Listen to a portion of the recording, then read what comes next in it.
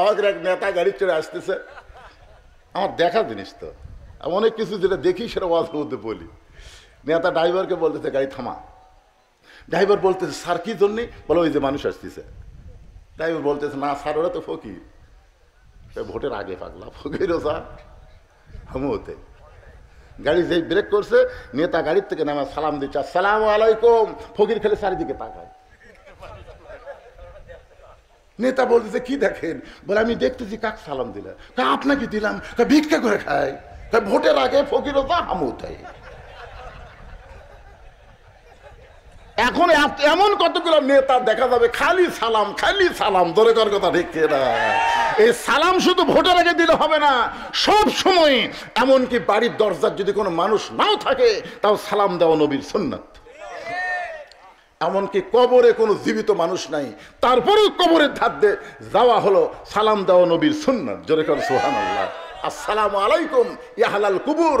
এই কবরবাসী যারা, তাদের উপর আল্লাহ রহমত বর্ষিত হোক। জোরে কর সুবহানাল্লাহ। তাহলে জীবিত মানুষকেও সালাম দেওয়া যাবে। যদি দরজায় কোনো মানুষ না থাকে তারপরেও বাড়িকে লক্ষ্য করে সালাম দেওয়া যাবে। কোনো মানুষ যদি জীবিত না থাকে কবরস্থানেও সালাম দেওয়া যাবে। হযরত ওমর আলীর দরজায় গিয়ে সালাম দিয়ে বললেন আম্মা সাইলা ফালা তানহার। হযরত আলী চমকে গেলেন, কারণ সালাম শুনি বুঝতে পারছে এটা উমর ফারুকের সালাম। কিন্তু এরপরে যে আয়াতটা পড়ল, বুঝতে পারছেন? আম্মা সাইলা ফালা তানহার। হযরত আলী দরজা খুলে বলতেছে আমির আল মুমিনিন, আল্লাহ রহমত আপনার উপর বর্ষিত হোক। কবে থেকে ভিক্ষা শুরু করলেন? আপনি ফকিরের আয়াত কেন তেলাওয়াত করলেন? ওমর ফারুক বলে আলী, আজকে আমার জীবনের সবচাইতে বড় বিপদ। তো বড় বিপদ হলে ইন্না লিল্লাহ পড়া লাগবে। জোরে কোন কথা ঠিক কিনা? ইন্না লিল্লাহি ওয়া ইন্না ইলাইহি রাজিউন। আপনি ফকিরের আয়াত কেন বললেন? ওমর বলতেছে আলী, জীবনে কোনোদিন ঘটকালি করে নাই, আজকে প্রথম ঘটক হয়ে তোমার দরজায় তোমার হোসেনের ব্যাপারে আমি ওমর একটু ঘটকালি করবার চাই। আলী বললেন আলহামদুলিল্লাহ, আপনার মতন মহান ব্যক্তি যদি ঘটক হয় তাহলে পাত্রী অবশ্যই ভালো হবে। আপনার বলেন তো, ঘটক যদি ভালো হয় পাত্রী খারাপ হবে? এ বাবা মুরব্বী, কি হয়েছে বাবা? হ্যাঁ হ্যাঁ, এইরকম বয়সের লোক ধরে নিয়ে যাও বাবা, ধরে নিয়ে যাও, অসুবিধা নাই তো, বয়স বেশি। আপনারা বলেন তো, সব বয়সে ওয়াজ শোনা লাগবে? এই জোরে কারণ সব বয়সে ওয়াজ শোনা লাগবে? ওনাকে আল্লাহ পেনশন দিয়ে দিছে, আল্লাহ দিয়ে দিছে। সরকারি চাকরি যারা করে বুড়া বয়সে তাদের চাকরি করা লাগে না, বসে থেকে বেতন দেয়। জোরে কারণ কথা ঠিক কিনা? সরকারি চাকরি বোঝেন আপনারা? বোঝেন, কিন্তু সরকারি বয়স বোঝেন না। আমি যুবকদের মাহফিল, যুবকদেরকে লক্ষ্য করে বলতেছি, একটু মনোযোগ দিয়ে শোনেন। হযরত আলী বলতেছেন আপনার মতন মহান ব্যক্তি যদি হোসেনের ঘটক হয় তাহলে পাত্রী অবশ্যই ভালো হবে। ওমর ফারুক বললেন 1 নম্বর গুণ হলো 6 বছর বয়সে ঈমান গ্রহণ করছে। পাত্রীর 2 নম্বর গুণ হলো 12 বছর ঈমানের পরীক্ষা দিয়েছে। সকালবেলা 3টা করে চাবুক, বিকালবেলা 3টা করে চাবুক মারছে, এরপরেও মেয়েটা ঈমান হারা হয় নাই। ওমর ফারুক বললেন পাত্রীর 3 নম্বর গুণ হলো আমার হাদিসের হাফেজ, কোরআনের হাফেজ আব্দুল্লাহর সঙ্গে বিয়ে দিবার চাইলাম, কিন্তু মেয়েটা আমার আব্দুল্লাহকে অ্যালাউ করে নাই। আলী তোমার হোসেনকে বড় পছন্দ করে, এখন বলো এমন মেয়েটাকে তোমার বেটার বউ করা যায়? আলী বলতেছে আমির আল মুমিনিন, আমি মনে মনে মনে মনে এমন একটা মেয়ে খুঁজতেছিলাম। মনে মনে বেটার বউ খোঁজা যাবে, কিন্তু দেখে দেখে খোঁজা জায়েজ নাই। এখন কতগুলো বাপ খালি দেখে বেড়াচ্ছে। এ পর্যন্ত 19টা দেখছে। আমাকে হুজুর 19টা দেখলাম, পছন্দ হয়নি। আমি বললাম আবার বিয়ে করবে?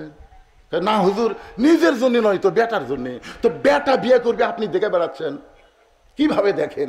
লায়া ছেড়ে হাত ধরে কয় মা দেখি তো তোমার হাতটা দেখি, মা দেখি তোমার চুল দেখি, মা এই হাত আর চুল দেখবার যায় যায় ওই লুচ্চা হয়ে গেছে, ওই আরো দেখবি। জোরে কোন কথা ঠিক কিনা? লালে ফেরা শালা লুচ্চা হয়ে গেছে। বিয়ার আগে বেটার জন্যও যা, বাপের জন্যও তাই। খুব মনোযোগ দেবেন, বিয়ার আগে ছেলের জন্য যা, বাবার জন্যও তাই। একটু মনোযোগ দিয়ে শুনবেন। আলী বলতেছে, এমন একটা মেয়ে আমি মনে মনে খুঁজতেছিলাম। ওমর ফারুক বলেন, আলী তুমি যে মেয়েকে খুঁজতেছিলে সেই মেয়ের খোঁজ যখন আমি দিলাম, এখন বলো কি? বলে আমার পক্ষ থেকে আমি 100% রাজি। বিয়া দিবে কার সাথে? এ কথা কন না কেন? ঘটকালি কার সাথে হচ্ছে? 100% রাজিকে। ওমর ফারুক বুকের মধ্যে নিয়ে বলতেছেন, আল্লাহুম্মা জিদ মুহাব্বাতান লিল্লাহি ওয়া লিরাসূলিহি। ওমর ফারুক আলী যখন কোলাকুলি করতেছে, এমন সময় হোসেন ঘর থেকে বের হয়ে বলতেছে, আসসালামু আলাইকুম দুই মুরব্বী, আপনার দুইজন যেভাবে কোলাকুলি করতেছেন মনে হয় বিয়ে আপনারাই করবেন। ওমর ফারুক বলে, হোসেন আমরা দুইজন তোমার মুরব্বী, তুমি কি মুরব্বী মানো না? হোসেন বলতেছে, আপনার দুইজন আমার মুরব্বী আমি জানি, কিন্তু আসল মুরব্বী হিসাবে আমি শুধু একজনকেই মানি। দুনিয়াতে যতই মুরব্বী হোক কোন মুরব্বী মানা যাবে না, একমাত্র মুরব্বী হলো মুহাম্মদ রাসূলুল্লাহ। ধরে বলেন কথা ঠিক কি না? আজকে তাবলীগেরা দুই মুরব্বী ধরছে থেকে দুই দল হয়ে গেছে। এক মুরব্বী, আতিউল্লাহ ও আতিউর রাসূল। এরপরে বলা হয়েছে উলিল আমরি মিনকুম, এখানে তো বলা হয়নি আতিউ উলিল আমরি মিনকুম, এখানে আল্লাহ বলে নাই। কুল হে রাসূল আপনি বলেন, ইন কুনতুম তুহিব্বুনাল্লাহ ফাত্তাবিউনি, কেউ যদি আমি আল্লাহকে ভালোবাসতে চাই, আমার গোলাম হতে চাই, তাহলে তার একটাই মাত্র আমল, ফাত্তাবিউনি, আপনাকে গ্রহণ করতে হবে। রাসূল সারা চোখ বন্ধ করে কাউকে মানা যাবে না। জোরে কোন কথা ঠিক কিনা কথা বলেন। ওমর ফারুক বলে, হোসেন তুমি কি বলবার চাও? হোসেন বলতেছে, আপনার দুইজন আমার মুরব্বী, আমি আপনাদের সম্মান করি, কিন্তু আসল মুরব্বী হিসাবে আমার নানাকেই শুধু আমি মানি। ওমর ফারুক বলে, হোসেন তুমি একটু সুন্দর করে বোঝায় বলো। হোসেন বলতেছে, কয়েকদিন আগে আমি স্বপ্নে দেখলাম আমার নানা ঘরের মধ্যে আরাম করতেছে। আমি হোসেন দরজা গিয়ে বললাম, নানু ভাই আমি একটু ঘরের মধ্যে যাবার চাই। আমার নানা বলতেছে আমি জান্নাতে আরাম করতেছি, এখন দরজা খোলা যাবে না। আমি হোসেন চমকে গেলাম, যেই নানা আমার ভাঙ্গা ঘর থেকে কথা বলতেছে আর সেই নানা জান্নাতে আরাম করতেছে। দরজা না খুললে কি হবে? জানলার একটা ফাঁক দিয়ে আমি তাকায় দেখি আমার নানি উরাতকে বালিশ বানিয়ে দিছে। সেই উরাতের ওপর আমার নানা মাথা দিয়ে শুয়ে আছে। নানি আমার চুলের মধ্যে বিলকি কাটতেছে। আমি রাগ করে বললাম, নানু ভাই নানির উরাতকে বালিশ বানায় শুয়ে থাকলে কি জান্নাতে থাকা যায়? আমার নানা বলে, হোসেন রে তুই ছোট্ট মানুষ, তুই বুঝবি না। তোর নানির মতন বউ যদি কেউ ঘরে পায়, ওই ভাঙ্গা ঘরটা আল্লাহর জান্নাত হয়ে যায়। তোর নানির মতন বউ যদি কেউ ঘরে পায়, ওই ঘর ভাঙ্গা হলেও আল্লাহর জান্নাত হয়ে যায়। তাহলে দুনিয়াতে আপনার ঘর যদি জান্নাত বানাবার চান, ভালো একটা বইয়ের দরকার আছে না নাই? জোরে কোন আছে না নাই? আজকে সারাদিন কাজ কাম করি, বাড়ির যায় শান্তি নাই, অশান্তির আগুন দাউ দাউ করে জ্বলতেছে অনেকের বাড়িতে। জোরে কোন কথা ঠিক কিনা ভাইজান? হোসেন বলতেছে, আমি সেই দিন থেকে সিদ্ধান্ত নিয়েছি বিয়া যদি করতে হয়, নানা যেমন বিয়ে করছে আমি তেমন বিয়ে করব। কারণ বাবা আপনি আমার বড় ভাইকে বিয়ে করাছেন, আপনি তার খবর জানেন। তালি বলতেছে, কি হয়েছে? বলে, আমি কিছুদিন হলে দেখতেছি বড় ভাই হাসান গোপনে গোপনে কান্দে। আমি তার কান্না ধরে একদিন বললাম, ভাই কি জন্য কান্দেন? তোকে বলা যাবে না, তুই ছোট মানুষ তো বলা যাবে না। আমি জোর করে বললাম, বড় ভাই কি জন্য কান্দেন? আমার ভাই বলল, তোর ভাবি ভালো না, তোর ভাবি ভালো না। হাসান দাদালের বইয়ের নাম হলো জায়েদা। জোরে বলেন নাম কি? বিয়ে করার পর থেকেই হাসান দাদালকে অত্যাচার করতেছে, যার কারণে গোপনে গোপনে কাঁদতেছে। আজকে যারা ঘরের মধ্যে খারাপ বউ আছে তাদের গোপনে গোপনে কান্না আছে না নাই? জোরে কান আছে না নাই? আমার ভাই যেমন ঠকছে বিয়ে করে, আমি আমার ভাইয়ের মতন ঠকতে চাই না। আমার নানা যেমন জিতেছে, আমি নানার মতন বউ চাই। ধরে কোন সুবহানাল্লাহ। দৌড়ে গিয়া বাবার হাত ধরে বলতেছেন, বাবা আপনি সত্যি করে বলেন তো আমার মা আপনার কেমন বউ ছিল? আপনি যেমন আমার মাকে বউ করে শান্তি পাইছেন দুনিয়ায়, আমার নানা যেমন বিয়ে করে শান্তি পাইছে দুনিয়ায়, আমি হোসাইন তেমন একটা মেয়েকে বিয়ে করতে চাই। ওমর ফারুক বলে, হোসাইন আমি যে মেয়েটার ঘটকালি করতেছি বাবা, ওই মেয়েটাকে তুমি বিয়ে করো। তোমার নানির মতন তোমার নানা যেমন বউ পাইছে, তোমার বাবা তোমার মাকে যেমন বউ পাইছে তেমন একটা বউ পাইবা। হোসেন বলতেছে, আপনার কথা মতো আমি বিয়ে করতে পারবো না। ওমর ফারুক বললেন, তাহলে কি বলতে চাও? হোসেন বলতেছে, আমি মনে মনে সিদ্ধান্ত নিয়েছি আমি এমন একটা মেয়েকে বিয়ে করব যে মেয়েটা আমার 3টা প্রশ্নের উত্তর দিবার পারবে। জোরে কান সুবহানাল্লাহ। উমর ফারুক বলে, আলী হোসেন যে 3টা প্রশ্ন করবে এই প্রশ্ন সম্পর্কে তোমার জানা আছে? আলী বলতেছে, আমি জীবনের প্রথম শুনলাম। উমর ফারুক বলে, আমিও তো প্রশ্ন জানি না, যেই প্রশ্ন আমিও জানি না তুমিও শোনো নাই, সেই প্রশ্নের উত্তর মেয়েটা কেমনে দিবে? আমার ঘটকালে আল্লাহ কবুল করে নাই। উমর ফারুক কানতে কানতে মেয়েটা যেই ঘরের দরজায় গিয়ে বলতেছে, মা আমার আব্দুল্লাহকে বিয়ে কর, তোর জীবন শান্তিময় হয়ে যাবে। মেয়েটা বলতেছে, আমার কোনো আপত্তি নাই, কিন্তু আপনাকে একটাবার বলতে হবে আব্দুল্লাহ হোসেনের চাইতে ভালো। শুধু একটাবার যদি বলেন আব্দুল্লাহ হোসেনের চাইতে ভালো, তাহলে আমার কোনো আপত্তি নাই। ওমর ফারুক বলে, আমি কেমনে বলবো মা, কারণ হোসাইন আব্দুল্লাহর চাইতে 1000 গুণ ভালো, তাহলে হোসাইন ভালো থাকতে খারাপ আব্দুল্লাহকে আমি বিয়ে করতে পারবো না। ওমর ফারুক বললেন, মা হোসেন সেই মেয়েটাই বিয়ে করবে যে 3টা প্রশ্নের উত্তর দিবার পারবে। এখন তুমি বলো, তুমি কি 3টার উত্তর দিবার পারবা? যেই প্রশ্ন আমি উমর কোনোদিন শুনি নাই, যেই প্রশ্ন তার বাবাও কোনোদিন জানে না, তাহলে তুমি কেমনে উত্তর দিবা? মেয়েটা বলতেছে, আমিরুল মুমিনিন হোসেন কি 3টা প্রশ্ন করবে আমি জানি না, তবে আমার ঈমান বলতেছে আমি না পারলেও আমার আল্লাহ পারাবে। বর্তমানে গোটা বাংলাদেশ ওয়াজ করে, যেইটুকু বুঝতে পারতেছি আমার ঈমান বলতেছে আগামীতে আল্লাহর কোরআন বাংলাদেশের সংসদে দেখা যাবে। ঈমান ঈমান ঈমান। আপনাদের ঈমানের খবর কি? মাশাআল্লাহ, বোঝা গেল এখানেও ঈমান ভালো আছে, কারণ এখনো পুরাপুরি বুঝে বলি নাই, তাতেই তাকবীর শুরু হয়ে গেছে। লিল্লাহে তাকবীর। কি বুঝতেছেন? সেই জেলায় আগামীকাল আরেক জেলায়। আমি গতকাল ওয়াজ করছি নওগাঁ জেলার শেষ প্রান্তে রাজশাহী শুরু, তার আগে দিন ওয়াজ করছি দিনাজপুরের নবাবগঞ্জ।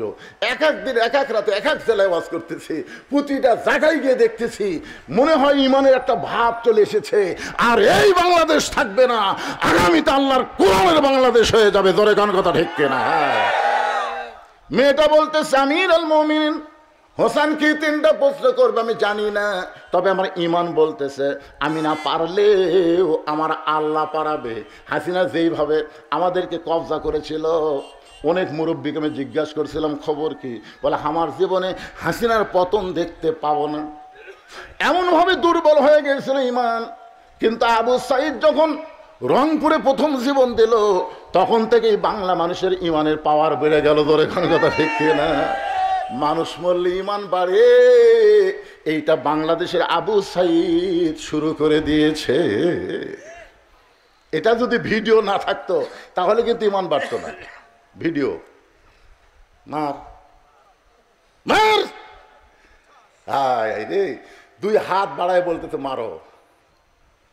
তখন পুলিশ মনে করছে একটা গুলি করলে উই দৌড় মারবি, গুলি করছে উই আরো 1 ধাপ সামনে আছে, মার। আবার গুলি করছে,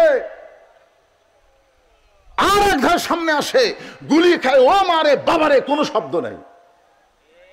3য় গুলি যেই করছে, তখন একজন বন্ধু এসে দৌড়ে এসে ধরছে, ও তখন টলে পড়ছে।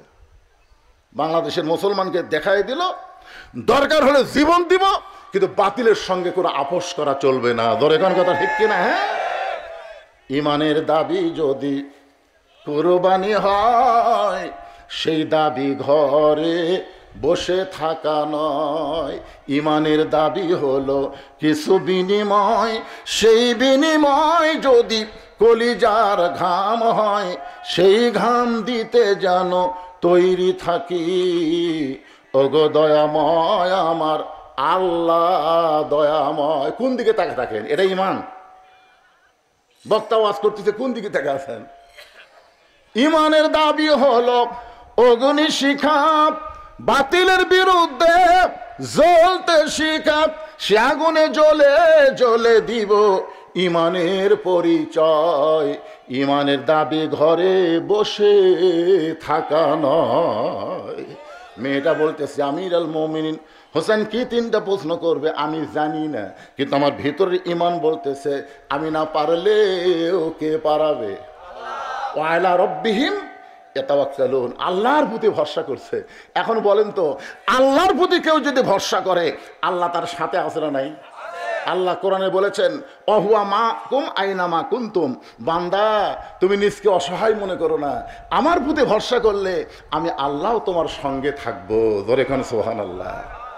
একটু আরেক জায়গায় আল্লাহ বলেছেন ইন্নাল্লাহা মা'আস সাবিরিন, ধৈর্যশীলদের সঙ্গে কে আছে? তা আপনারা যখন কোরআনের ওয়াজ শুনতেছেন আপনাদের মনের মধ্যে শয়তান ওয়াসওয়াসা দিচ্ছে, কিরে আমরা তো কোরআন সংসদে চাই না, এ হুজুর তো যে হারে ওয়াজ করতেছে আমাদের বিরুদ্ধে ওয়াজ করতেছে না। আপনি ধৈর্য নিয়ে শোনেন, তারপরে বুঝবেন মুসলমান হয়ে আমরা মরতে চাই, আল্লাহর কোরআনের বিকল্প কোনো রাস্তা নাই। জোরে কোন কথা ঠিক কিনা? আপনারা কি মরছেন? জোরে কোন মরছেন? কিন্তু মরাটা তো মুসলমান হিসেবে মরা লাগবে ভাইজান। এই জন্য একটু ধৈর্য নিয়ে মনোযোগ দিয়ে শোনেন। ওমর ফারুক এক দৌড়ে আইছে হযরত আলীর বাড়িতে। কিছুক্ষণ আগে যে লোকটা কাঁদতে কাঁদতে চলে গেছে সেই লোকটা আবার ফিরে আসছে। আলী জিজ্ঞাসা করতেছে এখনই আপনি গেলেন মন খারাপ করে, এখনই ফিরে আসলেন কেন? বলে তারিখ করার জন্য। হোসেন বলতেছে কিসের তারিখ? কিসের তারিখ? বলে বিয়ের তারিখ না, বিয়ের তারিখ না। তুমি মনে করো না তুমি যেভাবে খেদায় দিছো, আমি উমরের এত সাহস নাই যে তোমার বিয়ার তারিখ করবার আইছি। তাহলে কি জন্য তারিখ করবার আইছেন? বলে তুমি যে 3টা প্রশ্ন করবা সেই প্রশ্নের উত্তর দেওয়ার তারিখ। আলী বলতেছে যেই প্রশ্ন আমিও জানি না, আপনিও জীবনে শোনেন নাই, আর সেই প্রশ্নের উত্তর দিবার পারবে? ওমর ফারুক বলতেছে আলী মেয়েটা এমন কথা বলেছে যে কথা শুনে আমারও ঈমান বেড়ে গেছে। জোরে কোন সুবহানাল্লাহ। আমার মায়েরা যারা পর্দার অন্তরে আছেন একটু মনোযোগ দিয়ে শুনবেন। নির্দিষ্ট তারিখ মোতাবেক হযরত ওমর বসেছেন ডান পাশে, আর হযরত আলী বসেছেন বাম পাশে, আর হোসেন বসেছে মিডল পয়েন্টে। এটা হলো বসার কথা বললাম। আমার চেয়ারম্যান সাহেব যেমন বসেছে, আমার ভাই যেমন বসে আছে, দুইজন দুই ধারে আছে না নাই? যেরকম আছে না নাই? এখানে আরও অনেক অতিথি ছিল, তারা কিন্তু নাই, তারা সুযোগ বুঝে পলান দিছে। তোর এখন কথা ঠিক কিনা? চেয়ারম্যান সাহেব প্রধান অতিথি, ইচ্ছা করলেও তিনি এখান থেকে যাবার পারতেন, কিন্তু তিনি আমারে কইছেন হুজুর একটু ধৈর্য ওয়াজ করা লাগবে। তার মানে বোঝা গেল তিনি ধৈর্য নিয়ে বসে গেছেন। তোর এখন সুবহানাল্লাহ। ধৈর্যের সঙ্গে কে আছে? আল্লাহ কোরআনে বলেছেন ইন্নাল্লাহা মা'আস সাবিরিন, ধৈর্যশীলদের সঙ্গে আমি আল্লাহ নিজেই থাকি। একটু ধৈর্য নিবেন। ডান পাশে হযরত ওমর বসে গেছেন, বাম পাশে হযরত আলী, আর মাঝখানে হোসেন বসে। সামনে একটা চাদর দেওয়া হয়েছে, চাদরের ওই পারে ওই 18 বছরের যৌবনে নারী বসে গেছে। এখন আপনাদেরকে আমি প্রশ্ন করি, সামনে চাদর দেওয়ার কারণ কি? সবাই জোরে বলেন কারণ কি?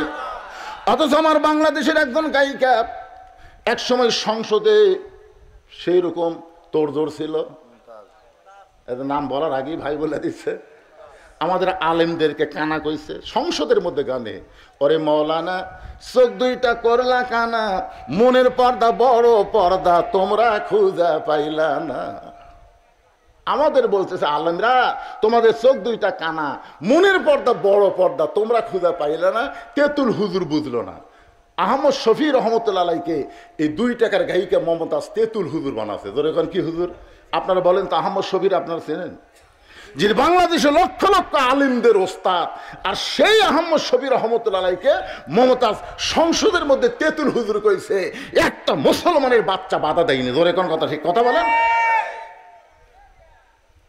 আচ্ছা রাস্তার উপর যে শালারা চিল্লাই এরা কি মানুষের বাচ্চা? এরা মানুষের বাচ্চা? আশ্চর্য কথা রে বারে। মন যদি শুনবার না চাই বাড়ি চলে যাও। সই করার অধিকার তোমাকে কে দিছে? আল্লাহ জবান দিয়েছে, জবান কেড়ে লিবারও পারে। জোরে কোন কথা ঠিক কিনা? এই তো থামে গেছে। একটু মনোযোগ দিয়ে শুনবেন। সামনে চাদর দেওয়া কারণ হলো আপনারা সকলেই বলেছেন পর্দা, তার মানে বোঝা গেল মনের পর্দা যদি বড় পর্দা হতো, ওমর ফারুকের মন ভালো না খারাপ? আলীর মন ভালো না খারাপ? হোসেনের মন ভালো না খারাপ? তাহলে সামনে চাদর দিয়ে বুঝাই দিলে মনের পর্দা পর্দা নয়, পর্দা হলো আল্লাহর আইন। সবাই বলেন পর্দা কার আইন? হ্যাঁ, আমি যত বড় হুজুর হই, আপনি আমাকে বাড়ির মধ্যে নিয়ে যাবেন আর আপনার বউ বেটিকে আমি দেখবো, আমার কিছুই মনে হবে না। আপনার বলেন তো হুজুরে গেলে সোলপোল আছে না নাই? তার না বোঝা গেল হুজুরে গেলে মন আছে।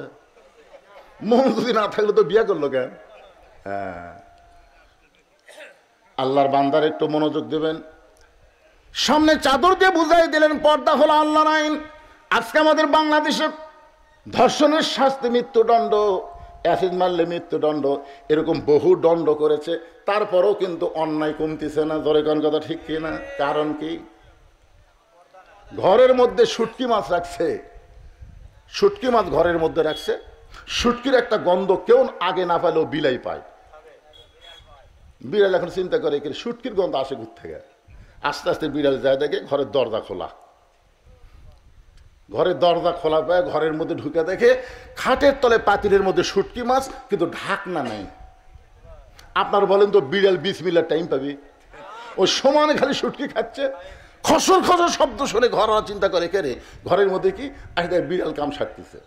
2000 টাকার কেজি শুটকি বিড়াল খাস, খপ করে ধরে বলছে এই বিড়াল, পুনরায় যদি শুটকি খাস তোকে 20টা ব্যাত মারবো। একটা ব্যাত মারলি বিড়াল মরে যাবি, তা কড়া আইন দিতে 20 ব্যাত। ধরে এখন কয় ব্যাত? 20টা ব্যাতের আইন দিয়ে বিড়ালকে ছেড়ে দিছে, কিন্তু দরজা জানলা আগের মতোই খোলা রাখছে। আপনার বলেন তো এই 20টা ব্যাতের কথা শুনে বিড়াল কি শুটকি খাওয়া বন্ধ করবে? তুমি যতই আইন করো, বিড়ালের হাত থেকে শুটকি বাঁচাবার গেলে ওই 20টা ব্যাতের মিথ্যা আইন না করে দরজা জানলা বন্ধ করার আইন করো। ধরে কোন কথা ঠিক কিনা? আজকে ধর্ষণের আইন করেছো, অ্যাসিডের আইন করেছো, কিন্তু পর্দার আইন করো নাই। আজকে পর্দার আইন করো, বাংলাদেশে কোনো নারী ধর্ষণ হবে না। ধরে কোন কথা ঠিক কিনা? একটু মনোযোগ দিয়ে শুনবেন। ওমর ফারুক বলে হোসাইন এখন তুমি প্রশ্ন শুরু করে দাও, তুমি যে 3টা প্রশ্ন করবে এখন থেকে প্রশ্ন শুরু করে দাও। এবার হোসাইন দাঁড়িয়ে বললেন রে মেয়ে, তুমি একা একা বসে আছো, তাই বলে মনে করো না তুমি একলা হয়ে গেছো। আমি হোসাইন বড় একা। মনোযোগ দিয়ে শুনবেন। তুমি একা একা বসে আছো তাই বলে মনে করো না তুমি একা, বরং আমি হোসাইন বড় একা হয়ে গেছি। ওমর ফারুক বলে হোসাইন তোমার ডান পাশে আমি বসে আছি, বাম পাশে তোমার বাপ বসে আছে, এরপরে তুমি একা কেমনে হলা? সঙ্গে সঙ্গে হোসাইন বলে রে মেয়ে, আমার 2 পাশে 2 জন মহামানব দেহ নিয়ে বসে আছে, কিন্তু এই 2 মহামানব মনে মনে তোমার পক্ষ নিয়েছে। আপনার বলেন তো হাসিনার সময় যে দিনের ভোট রাতে হলো, ড্যামি নির্বাচন হলো, নির্বাচন কমিশনার কি নিরপেক্ষ ছিল? এই কথা নিরপেক্ষ ছিল? সবাই বলতেছিল নিরপেক্ষ নির্বাচন কমিশনার, কিন্তু নির্বাচন কমিশনার মনে মনে একটা দলের পক্ষ নিছিল। জোরে কোন কথা ঠিক না? 18 সালে বিএনপি মাত্র 6টা আসন পেল। এক সময় হাসিনা বলল ভিক্ষা দিছি, 6টা আসন কি দিছি? ভিক্ষা দিছি। তার মানে বোঝা গেল নির্বাচন কমিশনার নিরপেক্ষ ছিল না, একটা দলের পক্ষ ছিল। ওমর ফারুক বলেন তো মনে মনে কার পক্ষে? জোরে বলা লাগবে, কার পক্ষে? হযরত আলী কার পক্ষে? কিন্তু বসে আছে ছেলের দিকে। এখানে বুঝাই দিল যে বিবাহের আগে মেয়েটার কাছে ওমরও যাইতে পারবে না, আলীও যাইতে পারবে না। হোসেনের কাছেও যেমন, আমাদের 2 জনের কাছেও তেমন। জোরে কোন সুবহানাল্লাহ। এবার ওমর ফারুক বলে হোসাইন তাহলে কি এখন প্রশ্ন শুরু হবে? হোসেন বলে রে মেয়ে, আমার 1 নম্বর প্রশ্ন হলো আমার মাকে তুমি জানো? হযরত আলী বাম পাশ থেকে চুমকে উঠছে, আমি ছেলের সঙ্গে আছি, আর ছেলে বাপের কথা না বলে মায়ের কথা কেন বলতেছে যে আমার মাকে তুমি জানো? খুব খেয়াল করবেন, এমন প্রশ্ন করেছে উত্তর দেওয়া খুবই সহজ, খুবই সহজ। আমার মাকে তুমি জানো? আমি কোন মায়ের সন্তান? ফাতেমা সম্পর্কে আমাদের সবার জানা আছে না নাই? জোরে করে আছে না নাই? সেই কারণেই হোসেন বলতেছে আমার মাকে তুমি জানো, আমি কোন মায়ের সন্তান? সঙ্গে সঙ্গে পর্দার ওপার থেকে মেয়েটা বলে হোসাইন আমি আপনার মাকে চিনি। প্রশ্ন করেছে জানো, সঙ্গে সঙ্গে মেয়েটা বলতেছে আমি আপনার মাকে চিনি। এই উত্তর শুনে ওমর ফারুক জিহ্বাত কামড় দিয়েছে। হযরত আলীর চোখ দিয়ে দরদর করে পানি পড়তেছে। ওমর ফারুক জিহ্বাত কামড় দেওয়ার কারণ হলো প্রথম প্রশ্নে আউট হয়ে গেল। 3বার উত্তর দিবি, একটাতেই তো আউট। প্রশ্ন করলো আমার মাকে জানো, আর উত্তর দিল আমি চিনি। আলীর চোখ দিয়ে পানি পড়ার কারণ হলো আমি হোসেনের মাকে ঠিক মতো চিনবার পারিনি, আমি নিজেই পারিনি। এত বছর সংসার করার পরেও আমি হোসেনের মাকে পুরোপুরি চিনতে পারিনি। চোখটা দর দর করে পানি পড়তেছে, আর মেয়েটা বলতেছে হোসেন আমি আপনার মাকে চিনি। কিন্তু তিন বিচারক কেউ কোনো কথা বলতেছে না। একসময় মেয়েটা বলে হোসেন আপনি প্রশ্ন করলেন, আমি উত্তর দিলাম, উত্তর হলো কি হলো না, তিন বিচারকের এক বিচারকও কিছুই বলেন না। উমর ফারুক বলতেছে কেমনে হবে, তোমাকে প্রশ্ন করলো কি আর তুমি উত্তর দিলে কি? হোসেনের মা ফাতেমা সম্পর্কে দুনিয়ার সমস্ত মানুষ জানতে পারে, কিন্তু চিনতে পারে এই খবর কেউ বলতে পারবে না। বেপর্দা নারী যারা, সমাজের সবাই চিনবে তারা। জোরে কোন কথা ঠিক কিনা? আপনার গ্রামত কার বউ কেমন সুন্দর এটা আপনার বলে পারবেন তো? পারবেন না। 4-5 জন এক জায়গায় বসে সব বাহাস লাগছে, কে রে আমাকে পাড়ার মধ্যে সবচেয়ে সুন্দরী বউ কার রে? তখন বলতেছে উমুকের। না না না, তুই ঠিক মতো দেখিসনি, ওই পাড়া ওর বউ সবচেয়ে সুন্দর। তাহলে তোমরা তো অপরের বউ সুন্দরের কথা বলতেছে কেমনে? এর বউ সুন্দর সবচেয়ে বেশি, এ কথা জানার পেছনে কারণ হলো ওই মেয়েটা বেপর্দা। বেপর্দা নারী যারা, সমাজের সবাই চিনবে তারা। জোরে কোন কথা ঠিক কিনা? আপনারা বলেন